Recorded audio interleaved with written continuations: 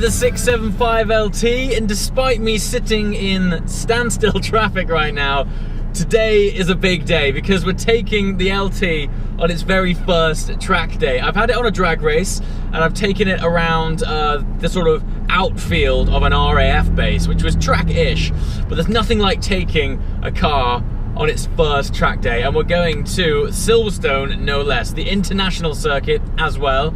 Yeah, and I'm just super pumped to find out what this thing is like under some proper heavy dynamic driving conditions. We've got sticky Trofeo R tires on. Also, the air is cool. We are in the sort of later stages of October in the UK, and of course turbo cars thrive off cool air.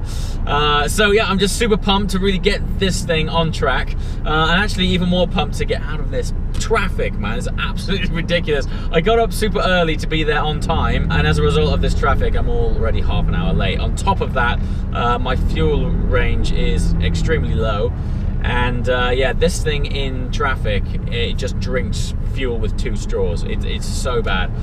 So this stop-start driving isn't great, but if we make it to Silverstone without running out of fuel first, it is gonna be awesome.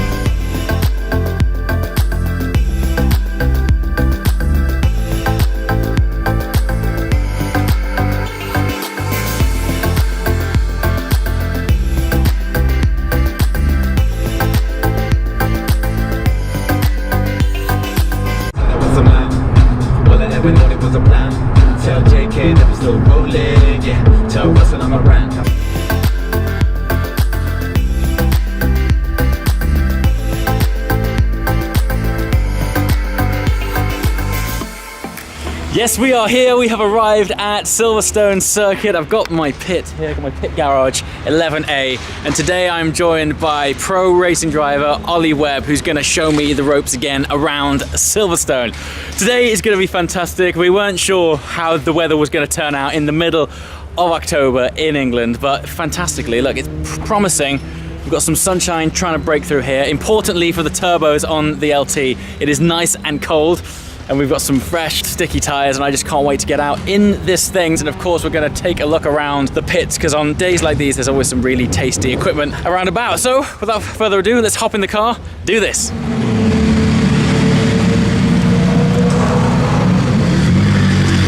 So just warm everything up, have a look around the track, do a couple of laps, get used to it.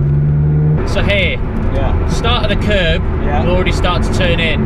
Okay. You want to treat between these two as almost a straight line, and then once you're at the curb, turn in. Don't worry about preparing for this corner. Okay.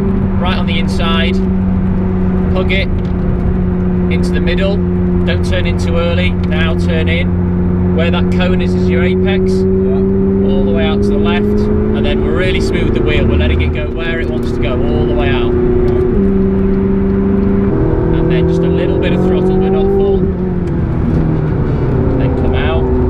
Wait, then start to bring the throttle back in.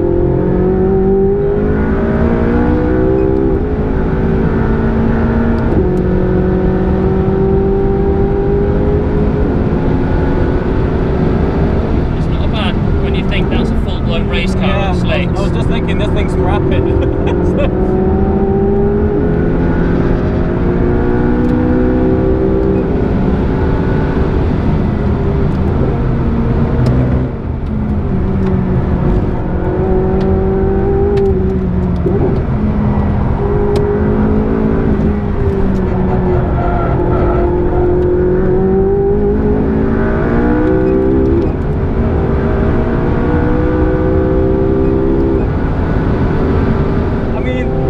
How the GT3 felt, this thing's ballistic. GT3, you'll be waiting,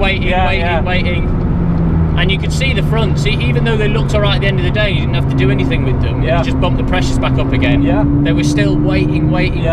Whereas a lot of these corners here, this thing's just going to point and shoot, and the active aero starts working a bit harder.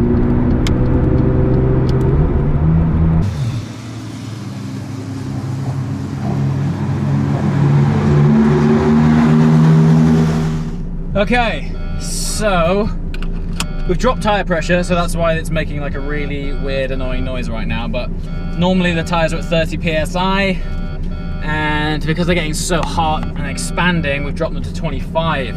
PSI, which is, I'm putting my gloves on. Yeah, dropping them to 25 PSI, which is why the car's making a really annoying noise like a nuclear bomb's about to drop. Oh, stop now, all good. I'm gonna try my best to convey to you what it's all about. You might not be able to hear a word I'm saying, but let's give it a go anyway. So, where do we start? Well, as mentioned earlier on, we're on cold deflated tyres at this stage. So it's a little bit understeery until a few laps time when we're gonna get it warmed up. But my God, today has been nothing short of eye-opening, mind-boggling, grin-inducing. It's just such a special piece of kit.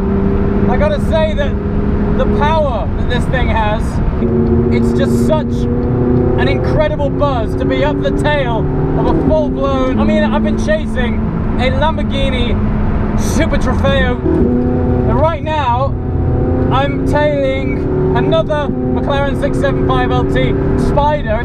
We're just blasting past everything. Wow. Yeah, this is cool, boys and girls.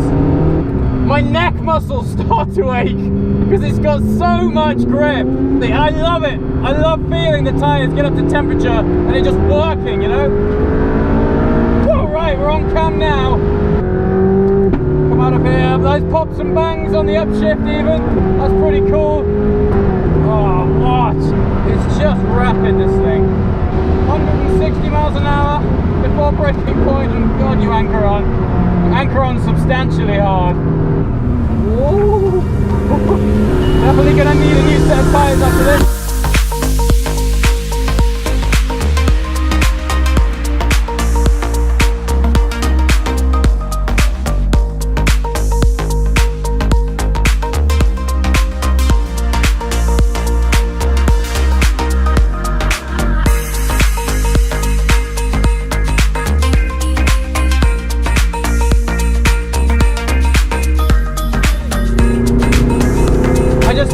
Zoned out then into a completely different zone. This thing is absolutely fantastic. Absolutely fantastic. Just had a right good go with the GT3 RS. It's just awesome. It's just absolutely awesome. Straight line speed is incredible. Through the corners, I mean, you can actually feel the downforce on this car working, which is amazing. So I wouldn't consider it like an aero car. But by God, it doesn't have to stick to the floor.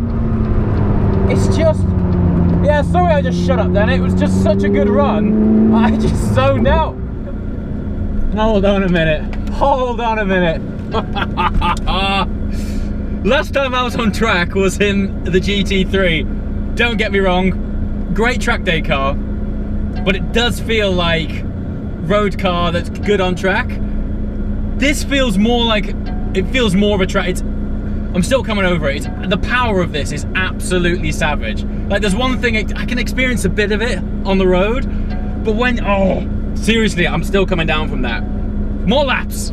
Okay, it is lunchtime. We have to take a break at some point, as much as it pains me. The LT right now is absolutely blowing my mind. There's something else that we have to do while we're at the circuit, and that is the obligatory track walk. And the first thing that's caught my eye so far is this original MP4 12C. Me being a McLaren owner over the last 4 or 5 months, I'm intrigued now by all things Woking. And this one here is a really interesting example because it may look like a standard 12C at first, but inside, I'm not sure if I can show you there. Yeah, they are P1 seats. I'm assuming that is a retrofit option, but yeah, check it out. A stunning original MP4 12C, and the legend that is the owner has gone and stuck in P1 seats, so much so that he's even had it embroidered on the top of the headrest there. Even more amazing, not sure if you notice, on the top right hand side of the sat-nav screen, that little sticker there is still the pull tag to the film that covers the whole of that screen. So he's managed to maintain the sticky plastic that protects the screen. That is really cool. So I'd love to meet this guy. Judging by his car, he's an interesting man. P1 seats, standard original 12C, and he still kept the wrapper on his screen. What a dude. But enough of 12Cs, let's go check out what else is in here. We've got 10 or 15 garages packed full of cars. Let's hit it.